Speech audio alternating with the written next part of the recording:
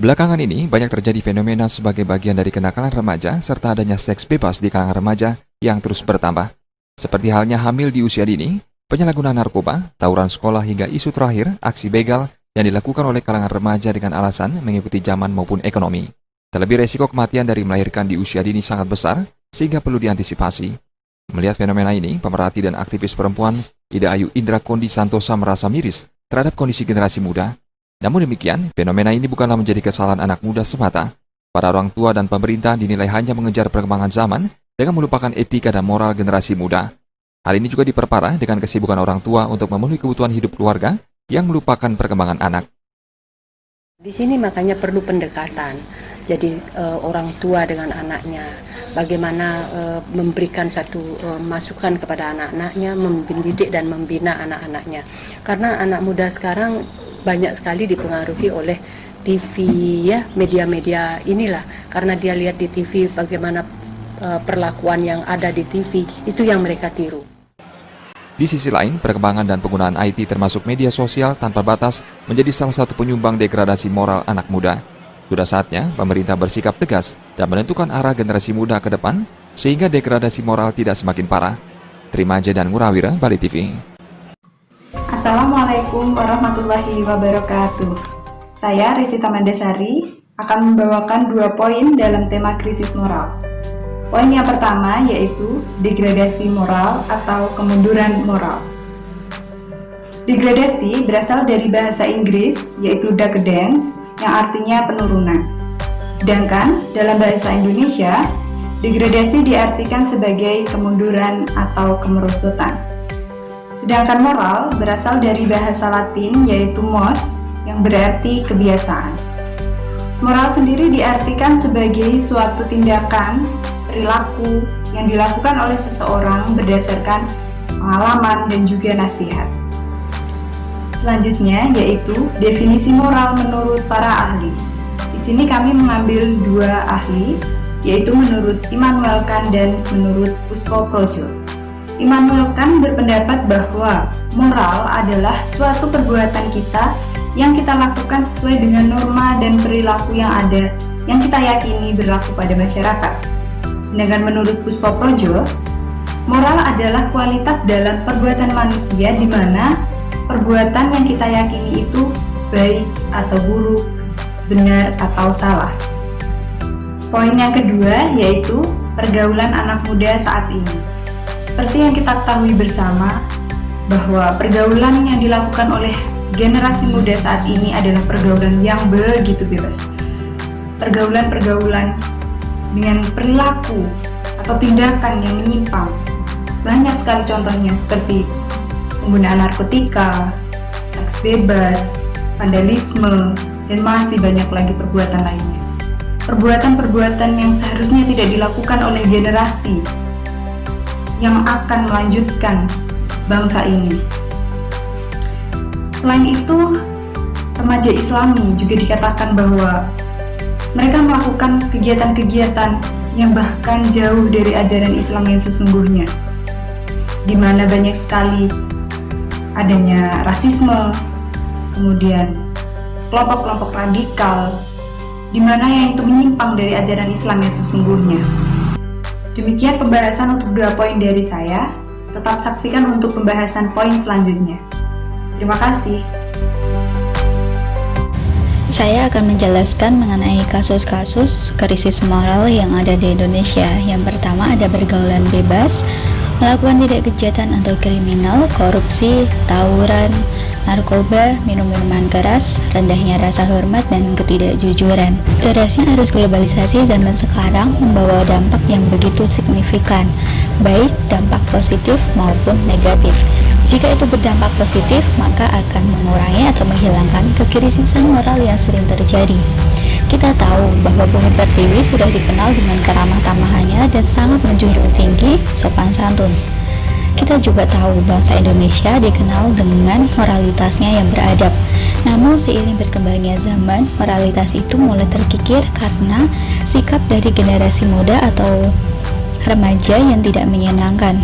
Kemerosotan yang dialami remaja atau generasi muda merupakan pertanda yang berujung pada kemunduran dan kehancuran bangsa Indonesia. Oleh karena itu, kita sebagai insan manusia yang memiliki hati dan perasaan, sudah sebaiknya kita menjaga perasaan satu sama lain dan menjaga martabat kita sebagai generasi muda untuk masa depan yang lebih baik.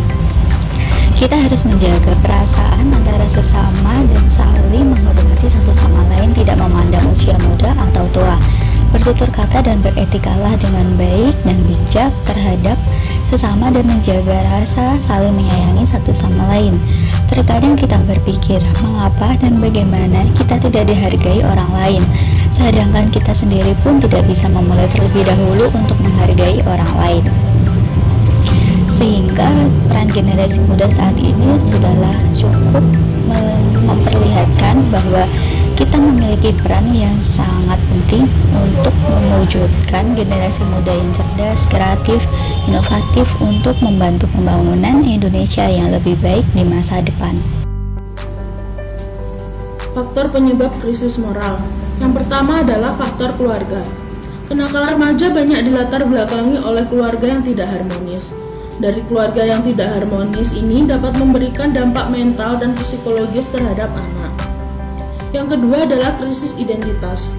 Perubahan biologis dan sosiologis pada diri remaja memungkinkan terjadinya dua bentuk integrasi. Yang pertama adalah terbentuknya perasaan akan konsistensi dalam kehidupannya, dan yang kedua adalah tercapainya identitas peran. Terjadinya krisis moral ini dikarenakan remaja gagal mencapai integrasi kedua. Yang ketiga, kontrol diri yang lemah.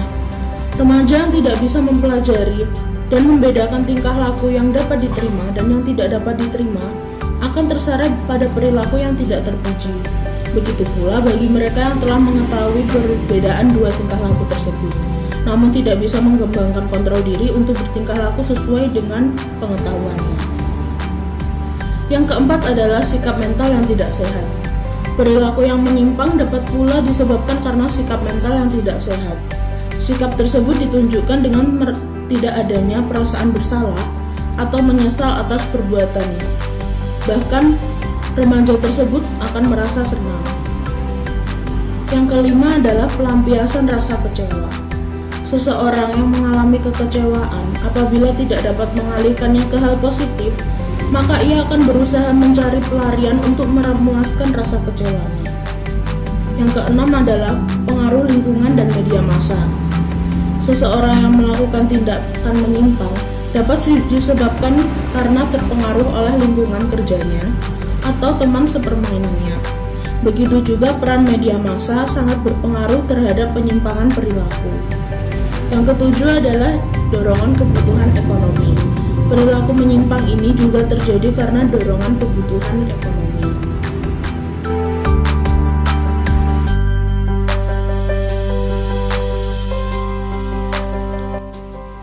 Pada kesempatan kali ini, saya akan menjelaskan mengenai upaya mengatasi krisis moral. Yang pertama, meningkatkan iman dan takwa kepada Tuhan Yang Maha Esa. Dengan kita mengingat dan menyadari bahwa ada Tuhan yang selalu mengawasi apapun yang kita lakukan, maka dengan begitu kita pun sadar apapun yang kita lakukan akan ada konsekuensi dan pertanggungjawabannya nanti. Yang kedua, menanamkan pendidikan karakter. Nah, pada bagian ini dibagi menjadi dua. Yang pertama, peran orang tua dalam institusi keluarga. Pendidikan karakter harus dimulai dari keluarga sebagai pilar utama. Menurut Bambang Suryadi, dalam bukunya Family Counseling, terdapat 4 fungsi institusi keluarga, yakni fungsi spiritual, intelektual, sosial, dan dakwah. 2. Peran guru dalam institusi sekolah. Guru memiliki peran dan fungsi yang sangat strategis dalam menanamkan pendidikan karakter. Guru perlu mengoptimalkan perannya sebagai mu'alim atau pengajar, murabi sebagai pengasuh, mu'allim sebagai pendidik, dan mursyid sebagai pembimbing, sehingga dalam menanamkan pendidikan karakter bisa secara optimal kepada muridnya. Ketiga, memilih teman bergaul yang tepat. Pergaulan sangat mempengaruhi karakter dari dalam diri seseorang, apalagi pada tahap remaja. Lingkungan yang baik juga sangat mempengaruhi tumbuh kembang dari anak. Oleh karena itu, pemilihan lingkungan dan pergaulan memang sangat harus diperhatikan oleh orang tua. Yang keempat, memanfaatkan perkembangan baik. Perkembangan iptek yang semakin pesat tentunya memudahkan kita dalam mengakses apapun di internet. Namun tidak bisa dipungkiri, adanya kemudahan ini membawa dampak negatif terutama pada remaja atau generasi muda saat ini, karena mereka bebas mengakses apapun yang ada di internet. Parenting style atau pola asuh dalam mendidik anak. Yang pertama, menurut pandangan psikologi barat Bombreng di Saprov pada tahun 2010, menurut pandangan beliau ada 4 tipe parenting style. Yang pertama yaitu authoritarian parenting, yang merupakan pola pengasuhan yang menekankan pada larangan dan hukuman. Jadi orang tua yang menggunakan authoritarian parenting ini cenderung memaksakan anaknya untuk mengikuti perintah dari orang tua, serta orang tua memiliki permintaan yang tinggi tetapi tidak responsif terhadap kebutuhan psikologis anak-anaknya. Sehingga anak yang diasuh dengan pola otoriter atau authoritarian parenting ini terlihat kurang bahagia, ketakutan dalam melakukan sesuatu karena takut salah dengan apa yang telah dilakukan, memiliki rasa minder, serta memiliki kemampuan komunikasi yang lemah. Yang kedua yaitu ada authoritative parenting, yang merupakan pola pengasuhan dengan memotivasi anak-anaknya untuk menjadi anak yang mandiri tetapi masih mempunyai batasan dan kontrol dari orang tua. Dalam pola pengasuhan ini, orang tua mempunyai permintaan serta responsif yang tinggi dengan memberikan bimbingan pada anak dengan sikap yang baik. Orang tua juga memahami hak individual anaknya dengan memberikan penjelasan setiap tindakan yang dilakukan oleh anak, sehingga anak yang diasuh dengan pola asuh ini akan terlihat lebih dewasa, lebih mandiri, lebih ceria, mampu mengendalikan diri, serta berorientasi pada prestasi. Juga anak mampu mengatasi stresnya dengan baik. Yang ketiga ada neglectful parenting, yang merupakan pola pengasuhan orang tua yang sama sekali tidak terlibat dalam pengasuhan anak-anaknya. Mereka menolak tanggung jawabnya sebagai orang tua dan perkembangan anak-anaknya. Jadi orang tua hanya memastikan bahwa kebutuhan dasar anak terpenuhi, sementara hal yang bersifat dukungan emosional masih dibilang kurang. Sehingga dengan pola asuh seperti ini, anak cenderung tidak memiliki kontrol diri di kemudian hari, serta menyetak pribadi anak dengan harga diri dan kompetensi yang rendah. Dan terakhir ada indulgent parenting, yang merupakan pola pengasuhan di mana orang tua sangat terlibat dalam kehidupan anak-anaknya, tetapi tidak ada permintaan maupun kontrol dari orang tua. Jadi anak dilepaskan tanpa pengawasan dan tidak memerlukan tanggung jawab dari setiap sikap maupun tingkah laku perbuatan dari anak-anaknya. Yang kedua ada menurut Al-Ghazali dalam novel 1993. Menurut beliau ada 2 parenting style dalam Islam, yaitu yang pertama ada parenting style yang baik. Parenting style yang baik akan memberikan karakter yang baik pula terhadap anak-anaknya serta membantu anak untuk hidup di jalan yang benar. Misalkan ciri dari parenting style yang baik itu orang tua yang mendidik anaknya dengan keteladanan, dengan kebiasaan, dengan nasihat, mendidik dengan perhatian maupun pengawasan, serta orang tua menciptakan komunikasi yang baik antara orang tua kepada anaknya. Yang kedua ada parenting style yang tidak baik, yang merupakan parenting yang salah akan mengacaukan karakter dari anaknya yang dididik, serta susah untuk membawa anak kembali ke jalan yang benar.